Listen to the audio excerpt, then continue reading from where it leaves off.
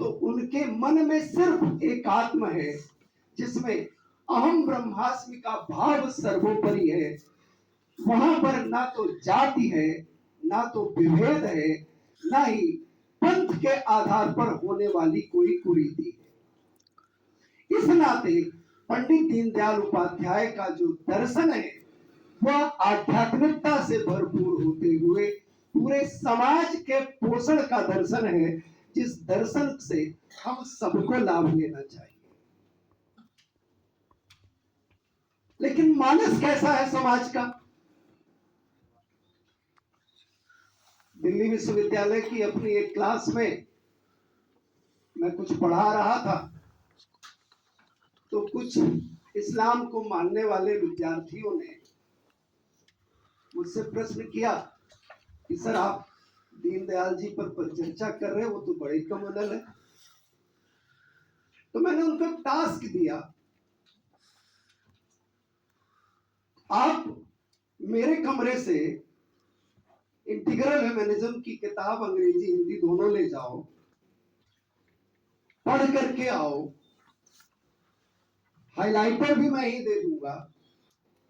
कल मुझे बताना कि कौन सी बात तुम्हें पंडित दीनदयाल उपाध्याय की अवांछनीय लगी।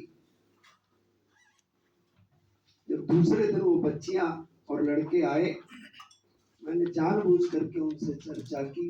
बोले सर हमें तो कुछ मिला ही नहीं। मैंने कहा जब तुम्हें मिला ही नहीं उसका कारण कुछ है ही नहीं। वो तुम मानव में मानवत्व देख रहे, उस मानवत्व के साथ साथ उसके जुड़ाव को देख रहे हैं।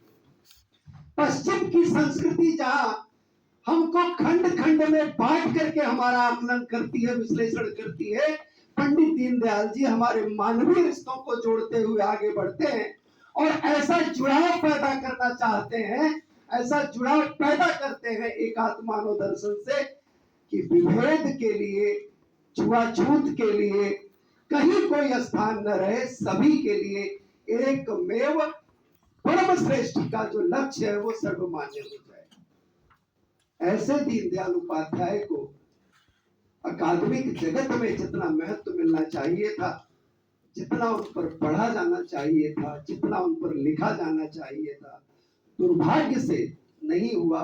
अब शुरुआत हुई है, बहुत सारे संस्थानों में अब उनको सिलेबस में शामिल किया जा रहा है, बहुत सारे संस्थानों में शोध पीठों का गठन हुआ है और उनका जो दूसरा स्वरूप है जिसमें सामाजिकता ही केंद्र में है, मानवता ही केंद्र में है, मानव कल्याण ही केंद्र में है। और जब मैं मानव कल्याण की बात कर रहा हूँ, एक वाक्यांश, एक सूक्त आप सब प्रायः सुनते होंगे, सर्वे भवन्तु सुखिनः, सर्वे सन्तु निरामयाः, सर्वे भद्राणि पश्यन्तु मा कश्चित् दुःखभाग् भवेत्। यानी किसी को भी दुख ना हो, कष्ट ना हो, और कष्ट से हम बच नहीं सकते, प्रकृति के कुछ नियम हैं, लेकिन उसके साथ में अगर कोई भद्र इच्छा जुड़ जाती है तो वह कष्ट जो है वह धीरे धीरे मंगल की तरफ बढ़ा देता है। बिल्कुल सही कहा चतुर्वेदी जी ने कि वो शीत युद्ध का कालखंड था। भारत